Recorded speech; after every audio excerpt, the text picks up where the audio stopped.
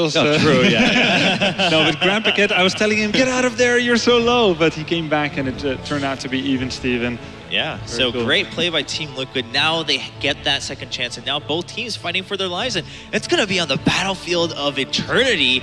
Team Liquid this time kicking it off with a Johanna ban. All right, so not too surprising. I mean, we've seen Team Dignitas favor that, of course, on the map itself. Not bad either. So yeah, Johanna always a dangerous pick. She's such a tanky beast. She's able to take a lot of damage, to do a lot of zoning when you're fighting for immortal control. So really a good ban in my opinion. And an amateur ban from the get-go. Yeah, I think specialists are stronger on this battleground than almost any map. Like all the specialists go up in value. Sergeant Hammer, Abathur, Vikings, Zagara, Nazeebo. So they're removing one of Team Liquid's favorites. I mean, yeah, one of Team Liquid's favorites, and just the control. You throw down all of the slowing mines around, you know, the immortals, and you get the soak in the lane. Very powerful, but yeah, that's a pretty good first pick to have. Yeah, I think everyone who's been watching Team Liquid at all is pretty excited about that pick. Zeratul going over, and I mean, you especially, Kendrick, you've been talking about, okay, well, how do we feel about Blackscore on the Tyrael? Yeah. Okay, he did okay in game 2, but now is his time to shine. It is his time to shine. I mean, there is no other European player that has been connected with one hero as much as Blackscore. He was the first one to utilize that Protoss hero to the fullest potential, and I'm sure that gives a lot of confidence, a lot of comfort to Team Liquid. And we talked about earlier, Snitch was actually, you know, he wanted to play that Dark Templar as well. Yeah, of course, you guys mentioned he was like, I'm going to take it every time I have a chance. So, well, no chance this time. And then on the other side, we have Kel'Thas and Muradin as the first warrior coming in for Dignitas. And they've been favoring Leoric so far in the first two maps. But of course, a little bit of a different map. How do you view the Muradin on Battlefields of Eternity? I mean, just Kel'Thas and Muradin as a pair has been a pretty common theme all weekend long, just for the double stun. It's like, it's so akin to what I'm used to seeing in North America, where we see Muradin paired with Tyrande. But, you know, if they have a situation where they can prefer Kel'Thas over Jaina, with Muradin being there, it seems to be the pairing. Now, Team Rocket, one of the teams who is already in the top 4, waiting for one of these teams to come up. They played Leoric on Battlefield of Eternity yesterday, but they actually went for the block talent at level 1, not favoring reanimation, just because they recognize there aren't terribly a lot of regeneration globes falling here, and we need that early game power. Okay. Which doesn't need scaling into the late game. It's interesting. Yeah, as you said, Grubby, on Battlefield Eternity, you actually don't get the chance to push as much because you're always busy fighting in the middle, and those two lousy regeneration globes dropped by the Immortal, that's not enough to justify. All right, so yeah, I mean, that, again, bringing into light the fact that if you're pretty new to the game, I mean, there goes a lot of thought into each different battleground and how they play out. I mean, you got to think about 2 lanes versus 3 lanes, the distance between the lanes, and of course, the different objectives that come out. So people are always splitting on this map to dodge the mass stuns that the Immortal does when you're attacking the objective. Right. So when people split, Hungering Arrow is once again a little bit better. People aren't really grouping up because they would just get wrecked by the objective. So I like that. She's a great dueler. She's great early game. I wouldn't say that it's like, oh yeah, it's so obvious to get Vala now. It's probably more of a comfort pick. Vortex really seems to like to play her. Let's see if he can use that to great effect again. Yeah, like last game. I mean, he did well on Cursed Hall. I mean, a couple times where he got caught out, but when it mattered, as you know, playing as a team, he knew his position and his role and how he needed to make the fight turn into their favor. I'm particularly interested to see what Grand Paquette is going to pick, because he surprised us with the Karazim, and so far Team Liquid hasn't gone for support. And also, you know, now we've seen 2 decent Karazims, one by Bakery, one by Grand Paquette, so maybe there's going to be a little race between those 2. Yeah, wouldn't be bad. What's going on? Anuba Sonya removed. I think the craziest thing is the fact that Uther has made it this far into the draft. And that is actually quite alarming because Uther is so highly contested in just about every single region. But, I mean, putting that emphasis on the stuns, and then Team Liquid said, all right, well, if they're going to put the emphasis on the stuns, we need to have mobility. Zeratul has, of course, Blink, and then Vala can dodge with her Vault to get out of the way of those stuns. So I think that's probably the right call to make, but really, I mean, throwing Uther there to dig this late in the draft, that's a big play. Yeah, but let's try to think a little bit about the bans then, you know, that led into that. I mean, of course, on Dignitas' side, they were like, oh, they probably saw the Uther. They were like, all right, well, let's leave that open. Let's take it. But Anubarak, I mean, could they have picked another hero they could have banned? I mean, something else? I don't get the Anubarak too much. I guess Cocoon personally, is powerful, but yeah, personally, I like it. I love an Uberak, so I love the respect ban for the hero. he but consumes the living and the dead. That pretty much covers everything.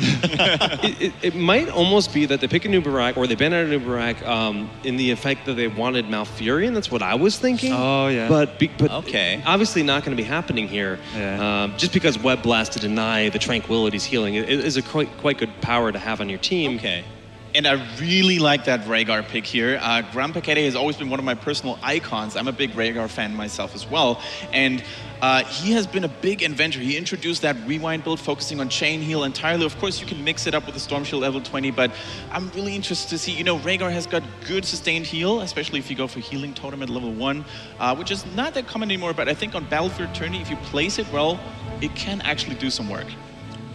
Right. Well, and we just saw Team Liquid, and they were arguing heavily, and they say, all right, we're going to take away the Nazebo. I mean, maybe they were along the same lines as we were thinking. Team Dignitas probably going to round it out again with Nazebo. Well, they got the zombie wall zoning control, which is quite good on this map. Everything that like forces the opponent to walk past something, like the slow totem, the zombie wall, is really difficult for opponents to deal with. And in 2 games in a row, we did see Nazebo. And you also have to talk about just the diversity in the heroics, right? We saw Ravenous Spirit have incredible power. And right now, I mean, there are a fair number of stuns available, especially with Kerrigan being thrown into the mix. This is definitely going to be a gargantuan game. Yeah, I mean, it would be pretty hard to make sure that you can keep that Ravenous Spirit up. But on the side of Dignitas, then, now you've got all those stuns, but you have to make sure, like, if you don't get those stuns for whatever reason, one or another, what does Dignitas really have to fall back on? Because they're all. Well, you got 5 more after the. Okay. Oh, I missed that part. Yeah, all right. Well, we missed 3 stuns. We've got 5 more. All right. Not a big deal. But on their side, so it's all about forcing those fights in their favor. Then I would assume they have a really aggressive comp, and I really like the Kel'Thas pick behind it, because oftentimes when you pick like a lot of melee heroes who are dependent on landing their abilities, on getting those stuns through, you can't actually neglect the follow-up damage just in case it doesn't go too well. And Kel'Thas is, as we saw in the last game, those chain bombs, they were really effective. All right. Jake, do you think Leoric has to take Entomb here? Because he's the only warrior. I don't think he has to take it. I mean, it really depends on how he wants to approach it at the end of the day. But do they need a lockdown? He's the only warrior, too. March of the Black King gives him a lot of additional sustain on top of it. I actually kind of prefer it in this situation. Okay, well, I mean, we'll find out. Also, of course, I mean, we have a lot of that positioning, again, coming into play for Team Liquid about how they force the positioning on Dignitas' side, how they use that for themselves. So we'll see if it's going to be that Entomb or the March of the Black King. Ladies and gentlemen, one last game to find out who makes it into semifinals between Team Dignitas and Team Liquid. We're going to find out on Battlefields of Eternity with Todd and Caleris. All right, welcome back. One final game to determine who is going to be moving on to the semi-final here between 2 of the biggest powerhouses in Europe at the moment. With Team Liquid bringing things back, and that's the important thing. We're always happy to see a 3-gamer. I am more than happy to see all the games go out here. But one thing that's very interesting to me is that very rarely do we see Team Dignitas bring out the Kerrigan of all things here. Yeah, even just generally speaking, I felt like in the past, every single time we kind of mentioned it in a draft, then it never ended up happening. But as of late, really seems to be gaining a lot of popularity here with that Kerrigan. So, and now Black Scorp's on Zeratul this time around. So, maybe a little bit wanting to take a revenge here in terms of, that first map that we saw earlier where Dignitas were the ones that had a Zeratul that did very well, actually, on Tomb of the Spider Queen. One thing's for sure is that Kerrigan, early game, is where she thrives, right? The posts, before like around level 13, etc., that's where Kerrigan's really going to have her power. Beyond that, once Nazebo ends up going for Ice Block if he really wants it, and more defensive capabilities come in for Team Liquid, she diminishes a little bit. So it's very important here that Dignitas does something early on in the game. Yeah. One important thing to note here is that Rhaegar here was picked by Liquid, and so far in this tournament here, Rhaegar's doing really bad. He's won 1 game and lost 5. Ouch. So Liquid, they better have some really good execution here with this hero. Because otherwise, it's going to be really tough. Well, I mean, as Kendrick said on the desk, Grand Paquette's Rhaegar is one of the very best here. But the countdown has begun for Battlefield of Eternity. What a map to round things out on. It's a very, very different map. A map with 2 lanes, and you fight over the Immortals in the middle field. One would suspect that that would normally slow down the progression of the game, and usually it does. Let's get into it. Game number 3 here between Team Liquid and Dignitas. As we have spawning to the left-hand side, it will be Dignitas with ADRD on KL Fast, Bakery on Uther, Zarmony on Muradin, Athero is on Tyrael, and finally Snitch is going to be playing the Kerrigan. And then over to the right-hand side, we have Team Liquid with Black Scorp on Zeratul. Grand Paquette is on Rhaegar. Vortex is going to be playing himself the cheeky little Valor under there. We have Falcon on Nazebo. And finally up to the top, it's Lucifron on Leoric. Yeah, and Black Scorp actually going for Regen Mastery on level 1, so doing a little bit of the same thing that we saw Snitch do earlier. He's going to be providing a lot of vision here for his team with this hero. Oh, again, Black Scorp is one of the guys that is known to be one of the best Zeratuls out there. And once again, he's going to have a great opportunity here to prove it in probably potentially here the most important game from Team Liquid here in this tournament up to this point. It's all or nothing. They're bringing out the big guns here now at Team Liquid, giving Black Scorp instantly that Zeratul after it wasn't banned in the draft. That's how much they wanted Zeratul there on Black Scorp. But this is going to be the story of Zeratul versus Kerrigan, because very rarely in the European scene now do we get the opportunity to see melee assassin versus melee assassin in this kind of capacity. Yeah, and you saw here how wary Zeratul was of Dignitas potentially standing here in this corner trying to trap somebody. Lucifron, he's gonna have to be careful there. When there's 4 heroes, I mean, you can still die here. Yeah, lockdown. Oh, great little pull there. I mean, we'll be able to pick up Leoric. That's going to be first blood. He was way too far out. Even with Wraithwalk, couldn't save him. This is the classic mistake, once again, here with Leoric. You think that you can't die, but you can actually die. If your opponents actually chase you, they can kill you. It's the same thing with Johanna that we've seen where Johannas, they think that they can't die, but if you get chased all the way, and there is enough heroes to chase you down with enough lockdown, they will get you. The most important thing, though, for Team Liquid was is that it's Leoric in that solo lane that died. So he resurrects himself on lane and doesn't lose too much experience from those minion waves that are up there. And for now, we're going to have to see, as these first Immortals are about to spawn in the middle of the map, we're already seeing Team Dignitas positioning themselves aggressively to do some damage. I think Liquid are going to have to defend here with having so many heroes close to where their one Immortal is here. They're just going to go there and defend. Oh, they caught Black Scorp. They saw him, and they were able to pick him off again. That is a 2-for-0 here in favor of Dignitas. And they've already done a lot of damage. They've got themselves a 5v4 situation. They need to back off, though, for a moment. Yeah, I think potentially here are going to be chasing Dignitas away. Liquids, very early on here, they start falling behind in experience. You don't want that to happen against somebody as good as Dignitas. They can't let that happen.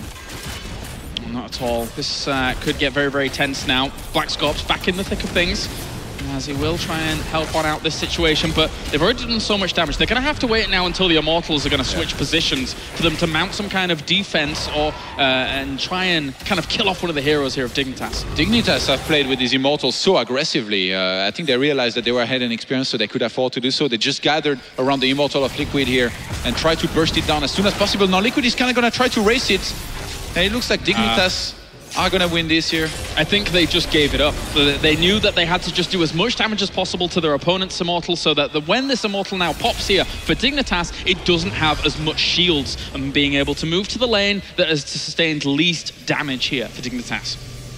Yes, Dignitas. Oh, the catch! Oh, with that gravity lapse as well. Brilliant. And that's a 3-for-0 lead here for Dignitas. And notice they've not gone to the lane with their Immortal. They're just looking to kind of push out the top one and get damage all over the place here. Yeah, we see this all the time nowadays. You can let your Immortal do some work by itself, sometimes with just one hero there to soak as well. And in the meantime, you can push on the other lane, since your opponents are going to have to defend against the Immortal almost no matter what. Just a great choice here by Dignitas. Just keep on pulling further and further ahead here in experience. Already early on in the game. And interestingly enough, we're seeing Chain Reaction out at level 4 here for Rhaegar, so there is the potential at level 7. He goes for the Lightning Shield ability to buff that even further, with then, of course, Healing Surge and Tidal Wave later on. Again, a big fan of Rhaegar. We really like Rhaegar here, despite him not having the best of results so far. Yeah, actually, I don't think this build has been used that much. We've seen a lot of, Feral Hearts, a lot of different builds.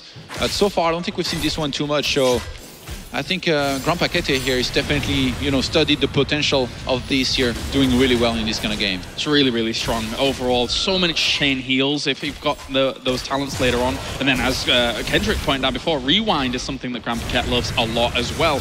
Zomni at the front with Bakery takes some damage. That zombie wall doesn't try to catch anything just yet. Yeah, rewind is actually really cool. Who needs Stone Shield, man, when you have rewind on Rhaegar? Yeah, so like a much full healing build. Yeah, true healing. So powerful with the amount of healing he can do there. As long as everyone's clumped up, of course. But that's actually a great gravity lapse there by ADRD. He has the eyes of a hawk being able to see Black Scorp there. I told ADRD this morning that you like to call him the mad scientist. He was confused for a second. I told him it's a very flattering name. It is. I think he was happy, but he kind of hated it. Oh, okay. Well, I'll have a chat with him later on. But yeah, he is the mad scientist of heroes of Europe at the moment, that's for sure. They're going to try and do their hard camp here and maybe try and delay this one. Arthuro as well as Zarmany slowing them down with that hard camp being taken, but it's perfect timing before the Immortals if they both take them. It's an interesting setup here. I wonder actually who will be offensive. It looks like so far Dignitas, they really want to go for their opponent's Immortal. They potentially just pull back and fight. They managed to delay out the hard camp, so this is really cool here for Team Dignitas. If they're able to stall out this middle ground fight before that and allow their hard camp to do some damage towards the bottom, that could be fantastic for them. Because if you don't clean it up, then they get free damage on towards your Immortal. Yeah. Whilst Team Liquid didn't get that hard camp, they've gone back to it now. This is bad for them. I think they realized that they had to defend there, so they sent Zeratul to clean up here that hard camp at the bottom. They're grabbing their own here before potentially here coming on to that Immortal to try and defend it here from Dignitas. Extra damage being done towards it here. Once again, Dignitas getting the upper hand of these small engagements for now. Don't want to get locked down though by these Immortals. If you do get stunned, that can cause a whole lot of problems. Luciferon trying to launch his Drain Hope on towards ADRD, but once again, Team Dignitas has an advantage with these Immortals at the moment. Yeah, a decent one as well. They are so eager every single time to take down an Immortal from their opponents. And now going to be soaking a little bit at the top. Liquid closing the gap a little bit here in terms of experience very nicely. I guess Black Scorp soaking at the bottom, while nobody from Dignitas was soaking because they were focusing on the Immortal, really helped with this. An extra sustain been chosen here by Kerrigan with Assimilation Mastery over the Battle Momentum at level 7. And that will help out quite a lot with being able to just keep her alive at the front. It's so important, especially with Divine Shield being worked in as well. But look at this. Yeah. Team Liquid have been forced back to a defensive posture. Yeah, but in this situation, it feels like you never can reach your opponent's Immortal to kill it, because then as soon as you leave, they're going to be taking on your Immortal. So you have to go through a fight, which at this stage in the game doesn't really make sense. So just great position here for Dignitas to be in. They realize that there isn't enough heroes here to defend against this. They're trying to take that Immortal down. Eldraine's Might on out. It's just a poking game at the moment. Valor thrives in these situations with Hungering Arrow. She's very good defensively and offensively with her poke because she has such good range with this Hungering Arrow build. But still... Oh, Zeratul gets blown up at bottom. Oh, going down. ADR, I'm guessing that went through here a gravity lapse landing once again, or potentially Kerrigan catching him, and they've been so aware here of where Zeratul is at all times, and they've caught him every single time. If this ends up being a loss on the side of Team Liquid via Zeratul dying off once or twice here, then it could be a catastrophe really. But they've taken an Immortal once again, but this time it has a huge amount of shields, and it's going to be heading up towards the top lane here. And they may end up pushing with this one because they're so close towards level 10. If they push with it and get some experience while this fight is going on, they could do big damage up towards the top. Yeah, we always, talk up Black Scorp and his Zeratul, but so far in this game, he's been struggling a little bit. He gets caught. He's with 2 deaths out of the 4 here for his team. So he needs to start to pick up a little bit here on what's happening a little bit better. And he needs to stop feeding, so to speak. not in the best of positions at the moment. Judgment is going to be the Phoenix as well as Divine Shield. They're all basing back here to try and defend this, but they're already going to lose quite a bit, and they may end up losing themselves to Leoric as well as they follow up all of the stuns. Brilliant kill onto Leoric here, and still 5-0 in favor of Dignitas, and this Immortal still has full health aside from the shield. This is so much stun and lockdown. Uther and Muradin stun. Yeah. Kerrigan can stun as well. They've got gravity lapse, and in this case, even Judgment. This is ridiculous. Everything. They follow up every single kill, stun after stun after stun, and Team Liquid is riling at the moment. They are in a very, very tough position here against this. They're trying to push them away. At least they've got their level 10s in, but it's going to be difficult for them to come back at the moment. 2 heroics here are missing actually right now from Dignitas, which can be very encouraging for Liquid to try and go for a fight. I think they might just go for it. Phoenix is down, Judgment is down, Phoenix goes.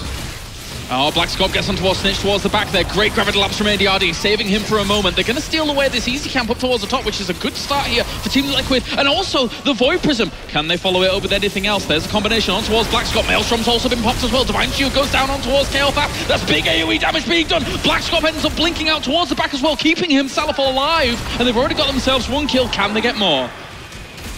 I don't think so here. Having that fort and that tower there, Dignitas just going to be pulling back, disengaging Liquids.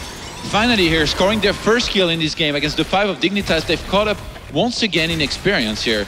It's really been the story of the series here, especially with the last map here. All that happened, Liquid, they're playing catch-up the whole time. During all of that, Zarmany was down to the bottom lane getting good soaks. So at least they've got that kind of small feather in the cap for now. It's going to be hard camp for hard camp here. Nobody's going to really rival any of those, but Zeratul towards the bottom, soaking likewise. Needs to just catch up a little bit in experience.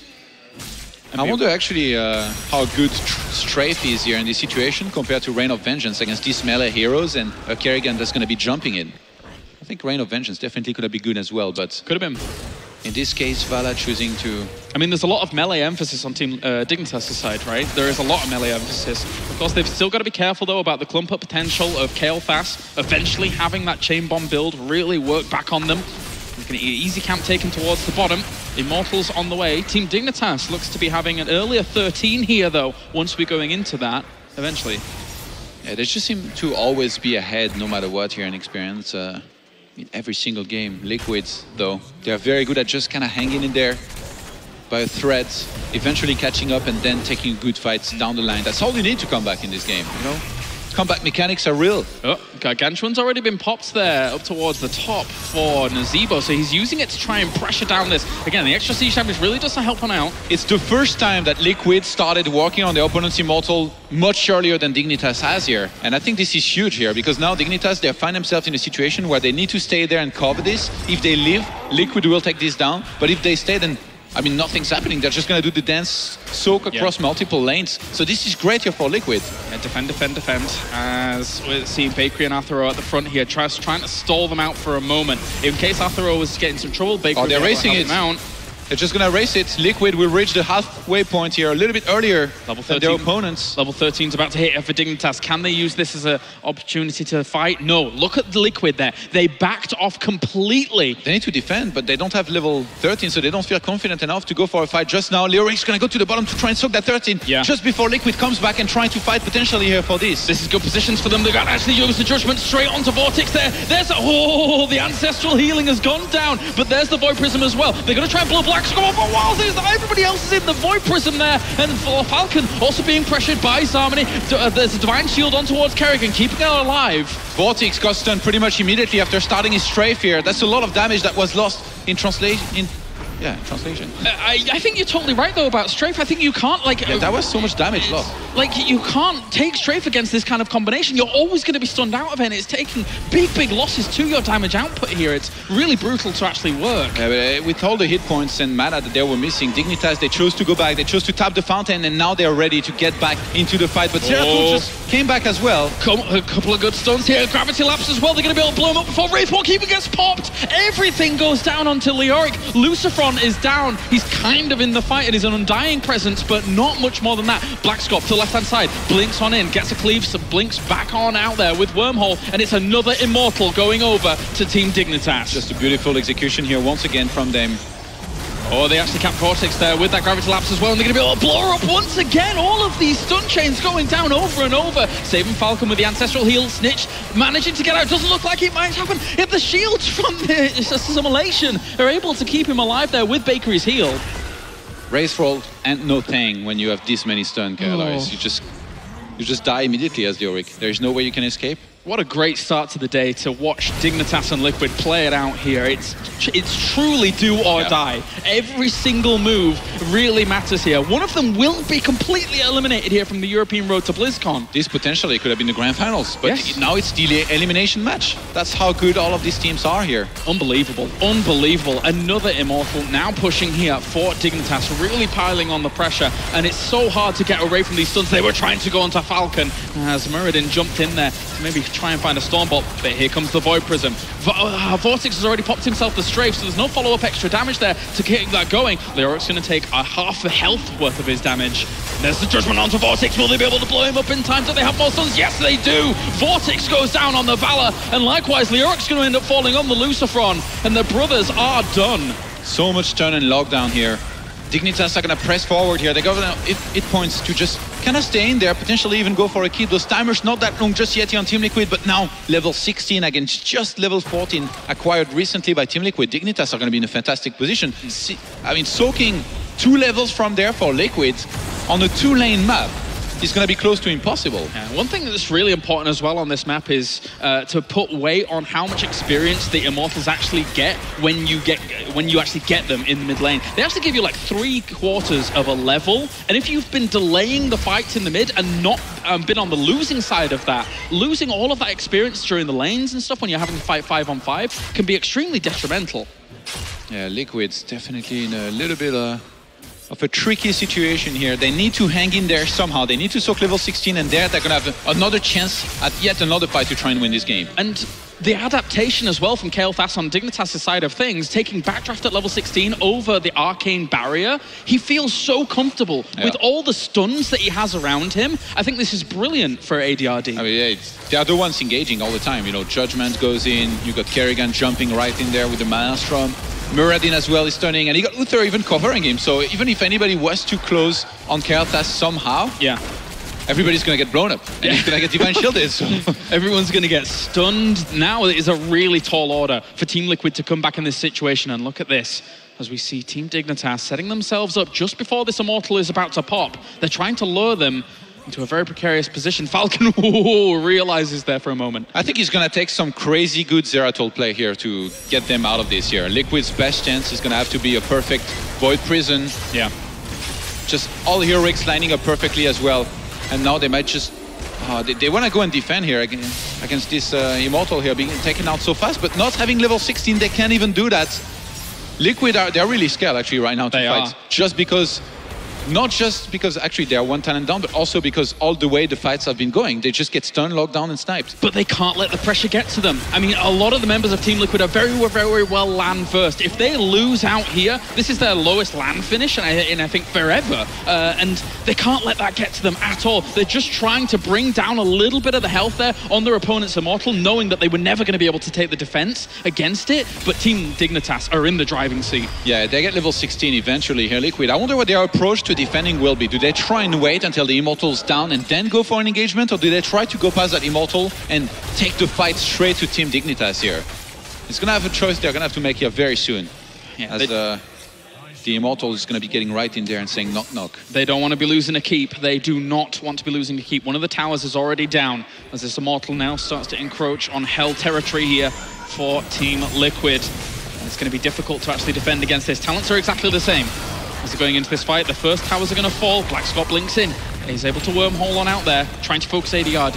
Yeah, it looks like Liquid so far, they want to play it slow here, but they're exposing themselves to getting potentially engaged. The Judgment here usually is what triggers, and usually is used on Vortex as well. Taking damage. Keep is taking damage. Black Scorp has blinked in and is a wormhole out again, so his blink is on cooldown for a little bit. They're going to lose the keep. The keep is going to go down here to this Immortal alone, as the fight may end up breaking out pretty soon.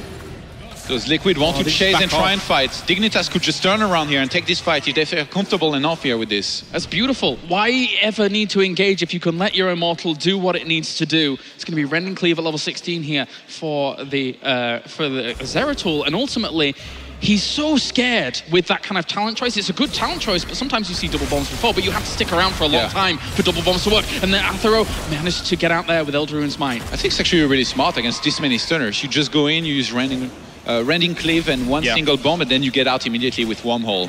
It's actually, you need to stay away from the Uther. He's the one that can stun you really quickly, and then you can get Shen stun. Liquid, it looks like they might be ready for a fight here. Somebody going around on the backside here onto towards Falcon, trying to delay them out there from that point. I don't think they're going to be able to get this easy camp steal at least. They throw down the Gargantuan. That's quite ambitious here for Team Liquid. I don't know if it's going to really work on out. Judgment on towards Blackscope. He tried to wormhole out, but actually gets locked down. There's a Void Prism. Blackscope is somehow still alive during all of that pressure. I can't believe it. Lucifer's in the back lines though here. He may end up falling himself. himself in price of this. ADRD was being focused down by the Gargantuan, but they're going to take out Nazebo in the midst of all of it.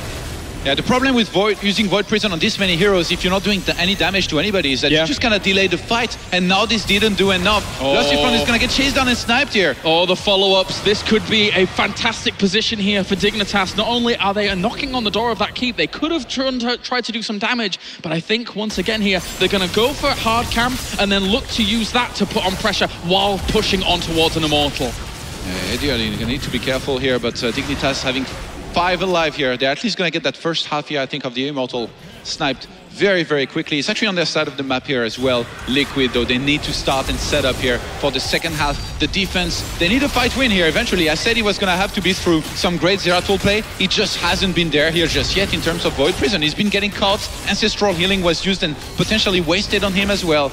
And Dignitas, they're all ready here to move on to the semifinals to play a best of 5 against Rockets. I mean, yeah, they're so close to level 20 at this point compared to where Liquid is. This is really, really hard times here for Team Liquid. And again, somehow, some way, they can't let the pressure get to them. But on a map like a Battlefield of Eternity, it is very, very difficult to mount this kind of comeback. You've already seen this just prioritizing the hard camp because Dignitas knows they don't have to take risks at this point. Oh, this could be a great move, but it also could be a really bad one here. They need to be careful. Black Scope always going forward. They know he's there. They know he's there. He's going to end up going down if he's not careful. That's an explosion onto Zeratul. He ends up getting completely blown up. The ping comes out from Dignitas. They knew he was there. They saw the blur, and it's now a 5-on-4.